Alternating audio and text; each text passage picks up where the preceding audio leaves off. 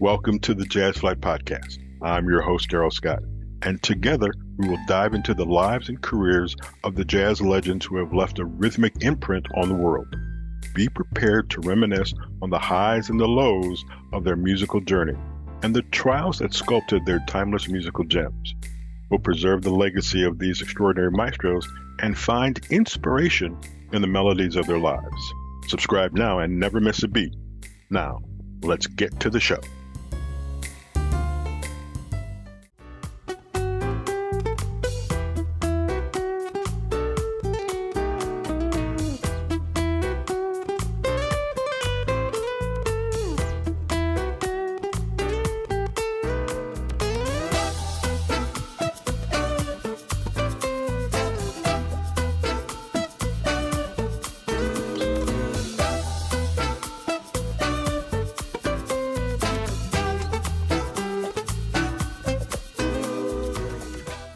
Hi there, everybody. Welcome to the Jazz Flyte Podcast. I am Darrell Scott.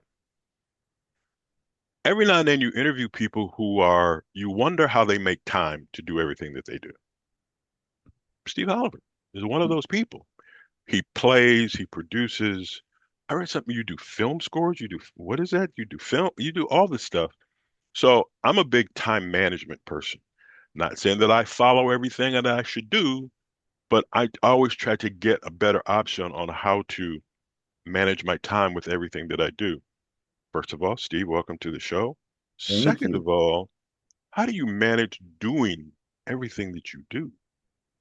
Yeah, that is it's an art, as you know. Time. It's all about, time and, trying to find, certain things to make things all work. And I'm really good at managing because I love music. So it's everything, all my time is related to music. Yeah. So I'm very blessed to be able to just, manage that. I mean, what really takes the time is the touring, because I hmm tour a lot. So I'm hmm on the road.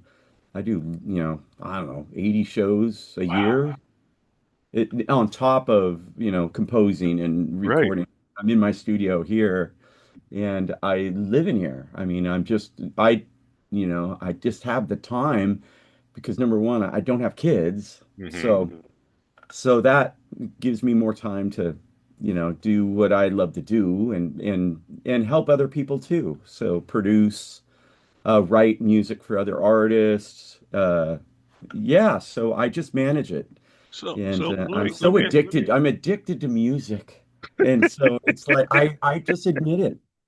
I even ask the audiences, how many hmm people are addicted to music? It's like, because, and everyone's reading, that's why they're there. We're Right. here Yes. celebration of music, and it makes us feel good and it's therapy. So how many instruments do you play? Oh gosh. Well, I'm a guitarist and then I'm a vocalist. I sing. I do a lot of singing. hmm And then I play keys, I write a lot on keyboards. I play bass, I play drums. I kind of, that's where I live. I have a drum kit over here and basses on the wall and stuff. So I'm always, if when I'm writing a song, I'll just grab the instrument because I want to hear what it's going to sound like right away. Right. Right.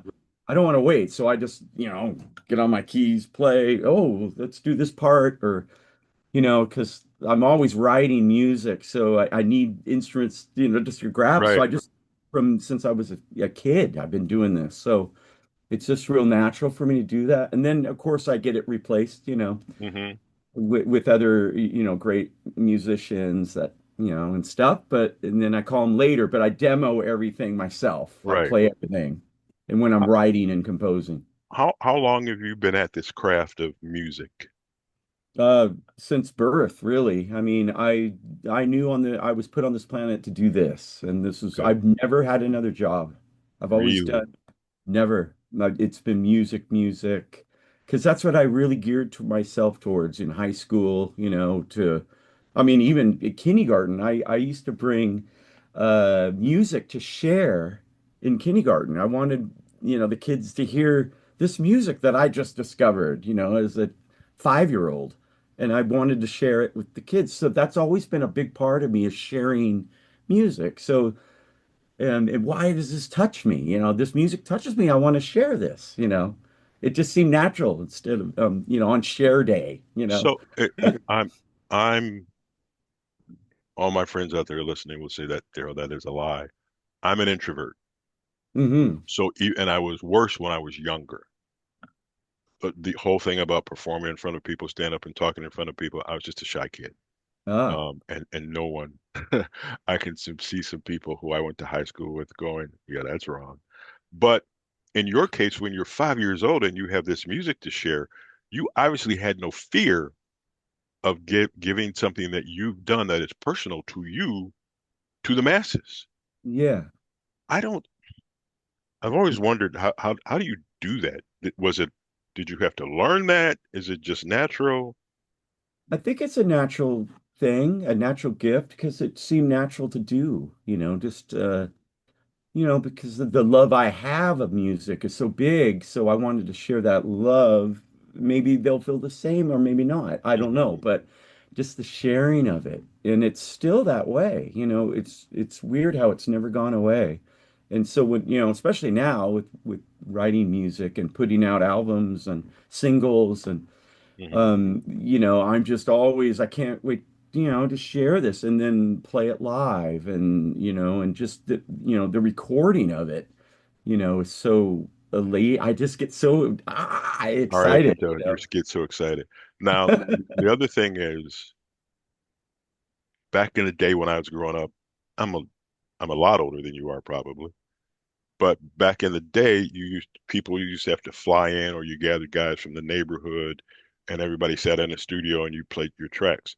Now with this whole internet thing, how has that changed your philosophy on getting music out? Does it take longer? Does it take shorter?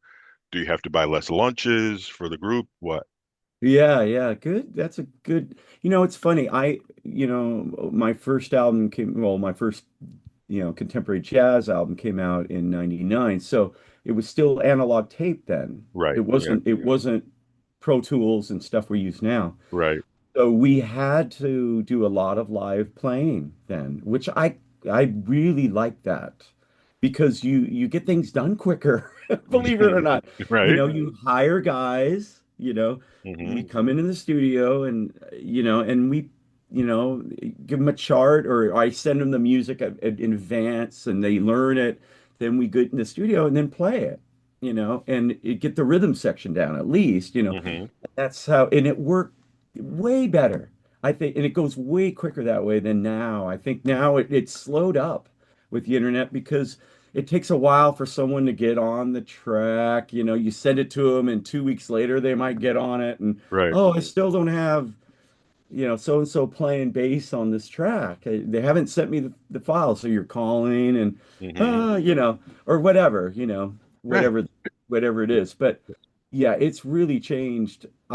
I still like doing. I did a project and I got Vinnie Colaiuta and Lee Scalar to play on my album Hmm. and at Capitol Studios, and I hired them to play live together, and they Right. were like, Steve, this is so great. This is what we used to do, all their sessions they've done, and Yeah. Vinny was just, and just to see them interact and play because the music speaks differently than Yes. when you send it over the internet, and then you're just kind of you don't really have that connection in the same room.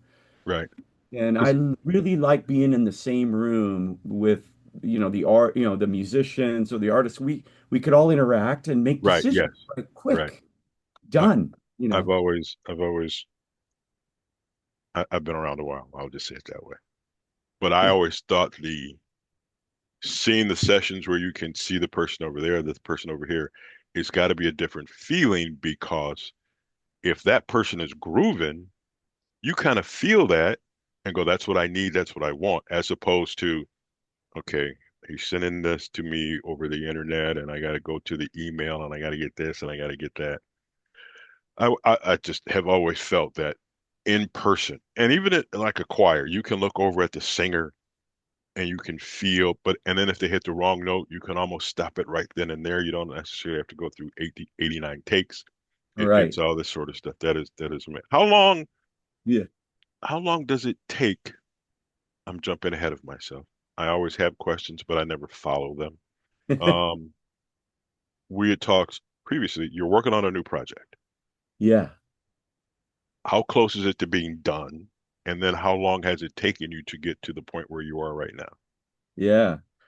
And I work on things, all throughout the year. Like, in fact, I'm my new album. I have a to-do list. Here's my Okay. to-do list. Wow. And there's like 15 tunes on here, for Wow. the next album. So I write everything down. Oh, I need to fix this and this song. Oh, I need to re-sing this part. Or, I just kind of, as I'm writing, I got the titles of the songs already, the concept. I really think things in advance, Yes. Yes. and try to be organized about it Hmm. because otherwise you'll get, thrown out. But yeah, I'm constantly writing, so it depends on, how much time I have between touring. Right. Like I've actually had a week this week. I haven't, you know, Hmm. been on the road, which has been kind of nice. So I told myself, okay, talk about time management. Right. Okay, this week I'm working on the album. That's my thing. I'm not Hmm. producing anybody else. I'm not working on any other projects. I'm working on me. I'm working on my stuff. Right. I have Right. to sign up for my own stuff in my Uh, uh, studio. You I know. get it. I won't show the title, but I have like 15 steno pads, and every Oh, steno pad is a project. ah, And I won't get into everything, but I think I have 7 or 8 steno pads because I'm wow. trying to do a whole lot of different things. There's things we want to expand with this show. There's other projects, blah Yeah. blah blah. Um, but there's a question of organization. Before we continue, I want to hear some of your work. So let's listen to "Feeling Good" on the Jazz Flyte Podcast with our guest Steve Oliver.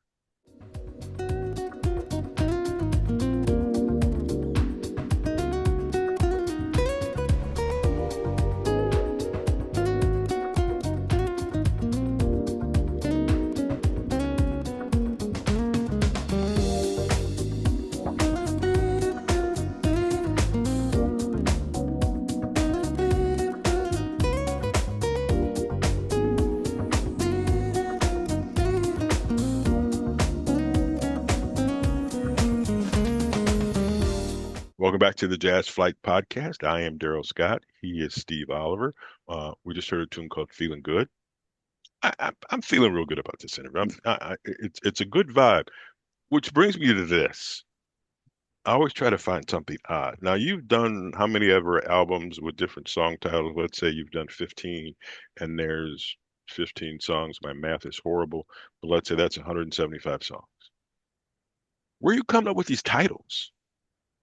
I always write because I'm a lyricist, and I'm a Hmm. singer. So I'm a songwriter. So I always come up with the titles before I write the music. Really? Yeah, because I write the music to the title. It's like a Okay. it's like a movie to me. It's like like Feeling Good's a perfect example, Hmm. that song just, I feeling good. I woke up in the morning, I'm feeling great, feeling good. Ooh, there's a title. Let me see, what can and then I just start composing from the title. I. And and same thing with all the other tunes, Chips and Salsa was the same way. Hmm. I wanted a salsa kind of rhythm because I love, Latin music too. So I like, So I just came up with this vibe, chips and salsa. It's Latin. You know, so there's the groove. I could hear the music right away. Yeah. But there's sometimes I look at this in a simplistic way. I consider you all geniuses. Number one, you're guitarists. So you got 10 fingers and you could play your guitar and you can use each finger individually. I have zero manual dexterity. None. None whatsoever. And I don't know how, if you started very early on, I don't know how that's taught to you to use it. But then we throw in, if you're playing drums, you got 2 hands and 2 feet. And all four of them can be doing something totally different. Amazing.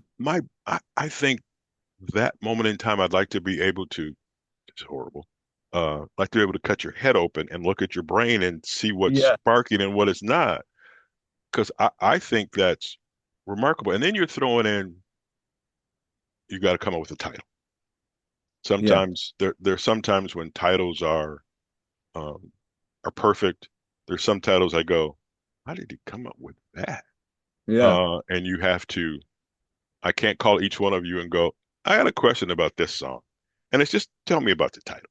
Yeah. Yeah. But then it's over the course of years and over the course of, we'll call them projects. I don't know if we should call them CDs or albums.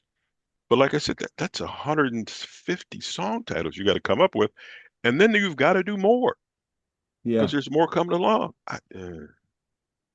So you play guitar.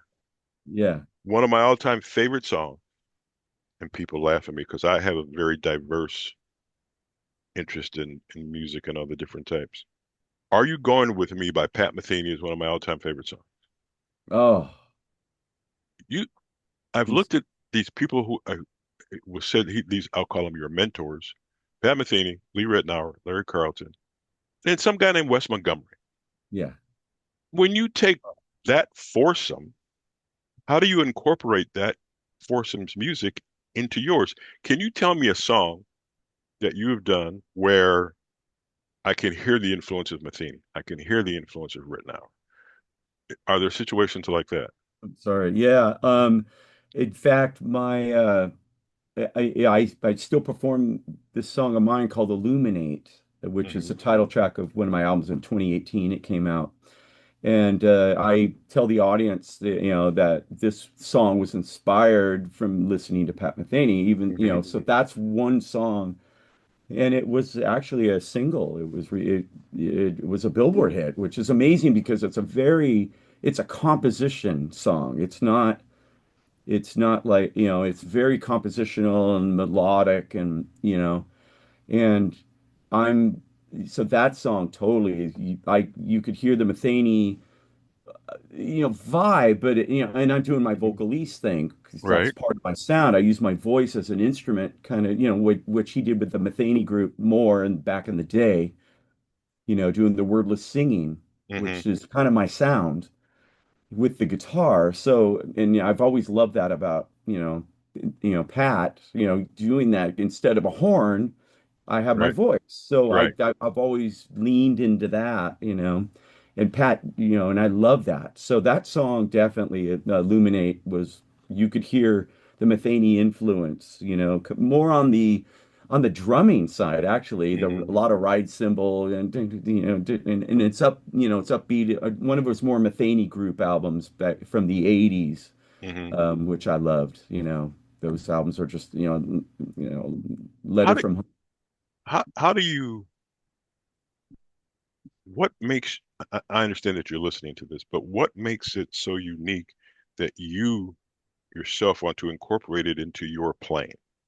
You know what I mean? It's like I can Yeah. think of many Pat Metheny songs, but for some reason, not that I would ever play guitar, but what would you, how does that get into your soul to go, this is going to be the influence and this is how I'm going to use it?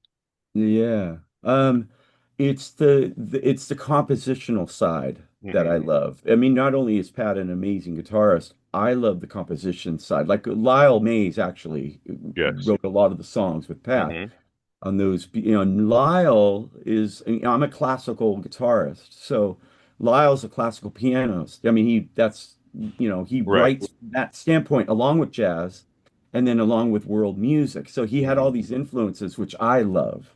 So I kind of see that in Lyle's stuff, who we lost and a Hmm. few years Right. back. And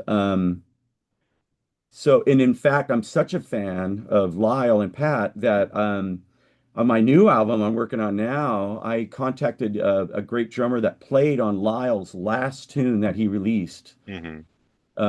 It's called Ebonheart. It was a 13-minute long piece of music, and it was like the last thing he recorded, and Steve Hmm. Robbery produced it. And I had to find out who's drumming on this song. I mean, the drumming and the song just floored me. But I'm a geek. I'm a music geek, so I study who played on it. So I looked it up, and it's a great drummer named Jimmy Branley played on it. and he was playing with Lyle live too, Hmm. the last shows that Lyle did. So I contacted Jimmy, and so Jimmy's on my new album, Jimmy Brandley on drums, Nice. because What? he played with Metheny, Metheny, Lyle Mays, Right. Yes. so he would understand where I'm kind of coming from, and on the new album I'm working on, and so I wanted a little bit of that. And he's also in Men at Work, so he plays rock and pop, and he Okay. plays with Keiko Matsui. He plays, so I'm just such a fan of his playing, so again, listening to their music, Pat's and Lyle, I dive in so deep, who played on it, or maybe I can get them to, I could work with them, on something that I composed and have them play on my album. So I do that a lot. All right. Once again, let's take a little mini break and listen to High Noon by Mr. Steve Oliver on the Jazz Flight Podcast.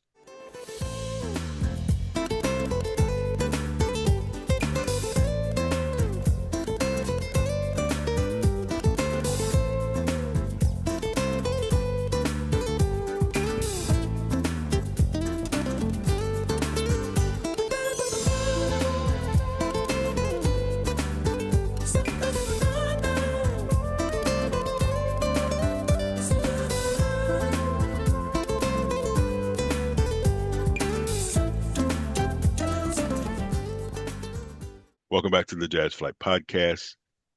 That's my guest, Steve Oliver. Good music. You just heard some of it here. Um, so we talked about briefly, you are working on a new record, CD, whatever you call it, whatever Yeah, it is. I can't keep up with the technology. I know. If I had to pin you down, how long has it taken you to come up with this new project, and how long does it normally take you to come up with a new project? I work on it through about a year. Yeah. I'm writing, throughout the year.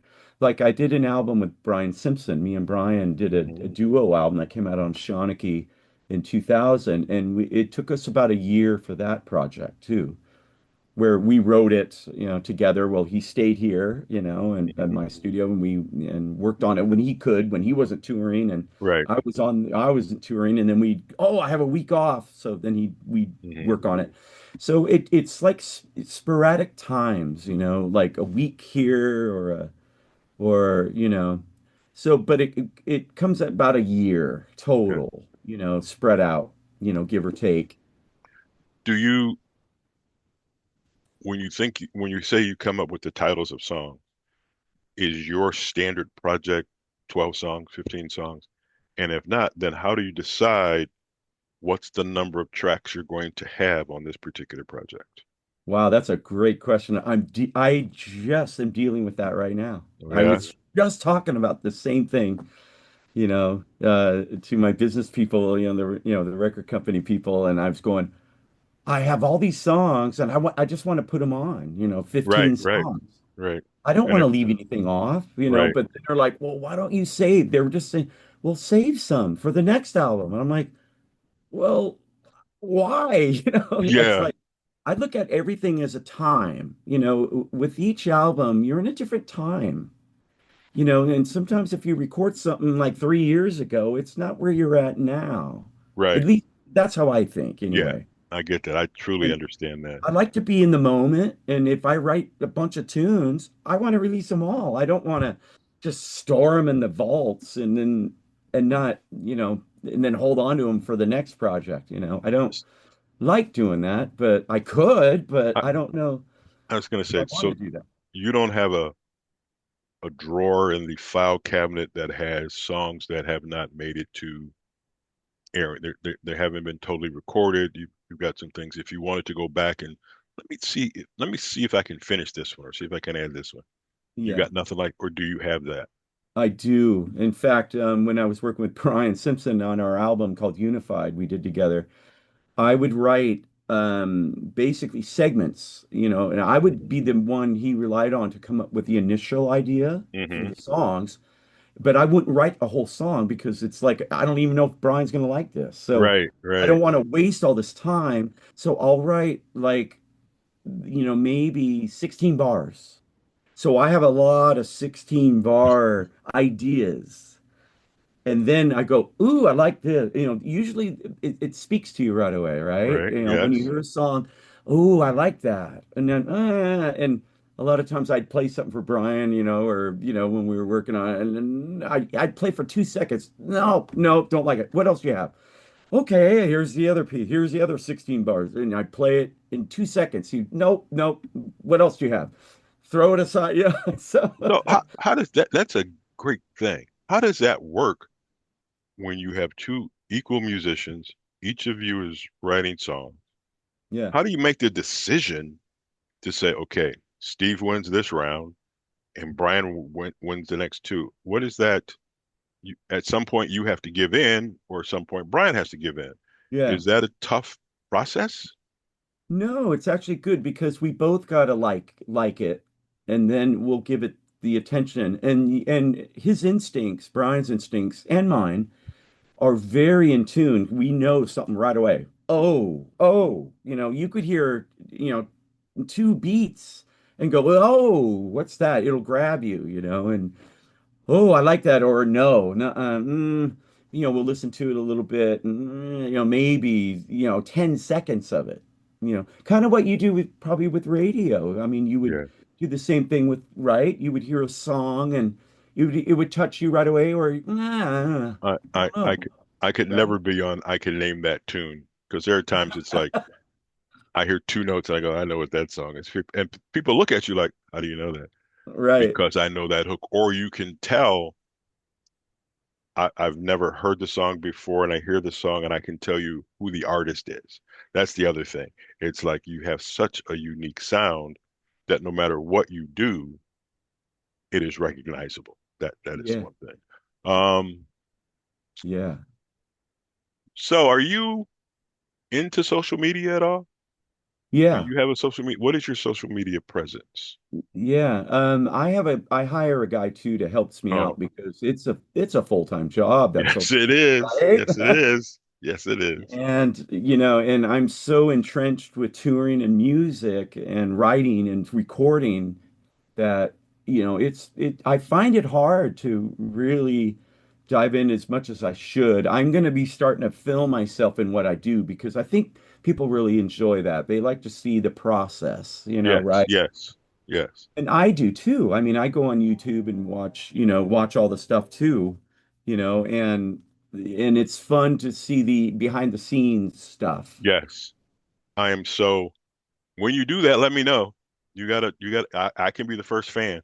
Because I Ah, just think I enjoy, like I said, when the musicians were in the studio and the camera would pan kind of through the musicians and what they're doing, you see who's kind of into it, or to hear the discussions that you all are having yeah. about a particular song. I think it's just neat.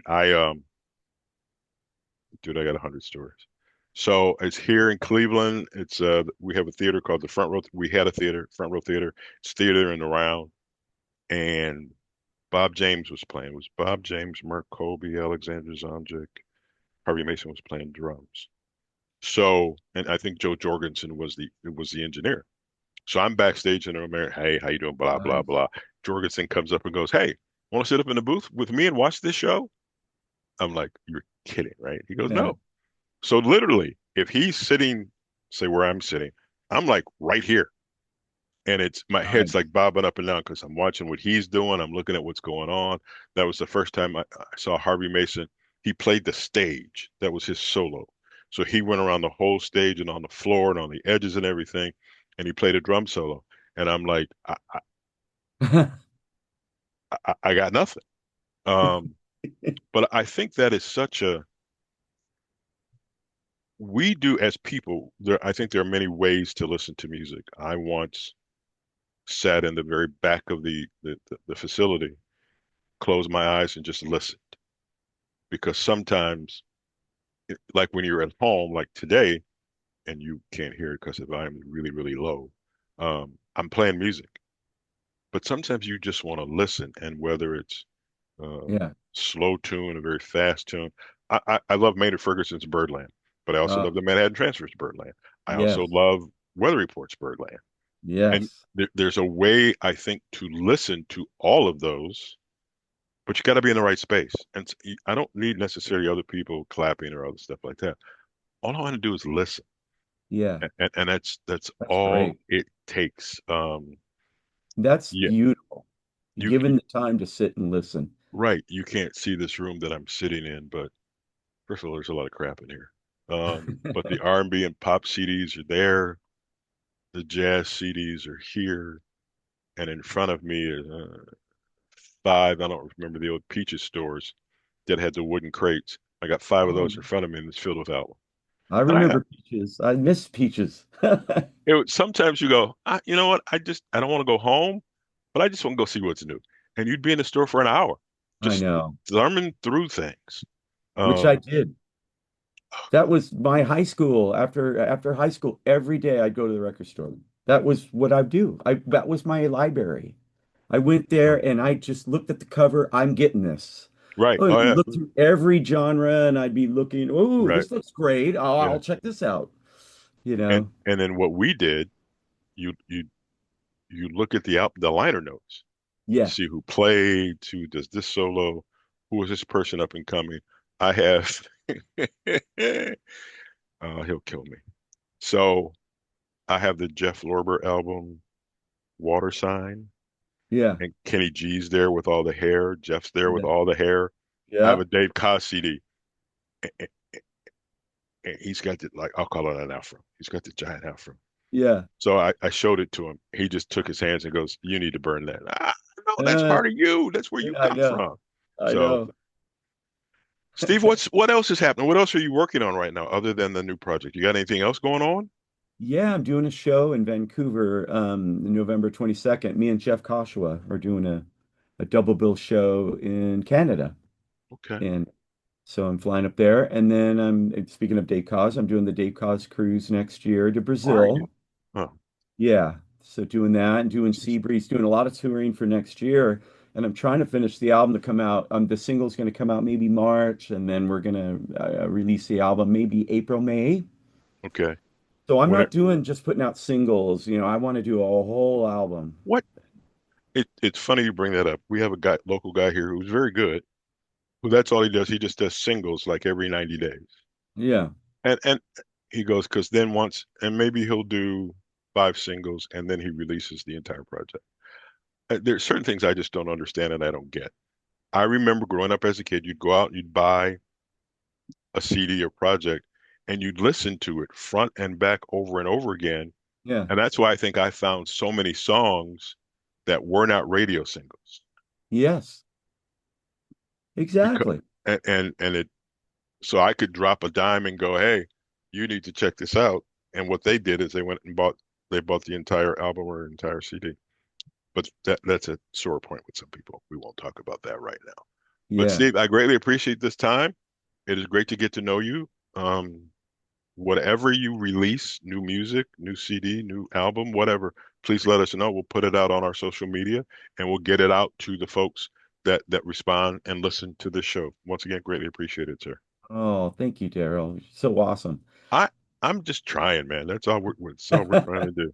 Ladies and gentlemen, thank you for listening to the Jazz Flyte Podcast. As always, if there is something you wish, if you want to subscribe to this, at the end of this note, there's a little button that comes up that says subscribe.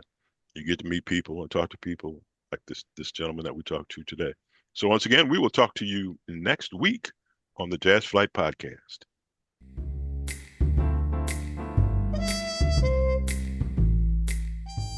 Thank you for tuning in to the Jazz Flyte Podcast.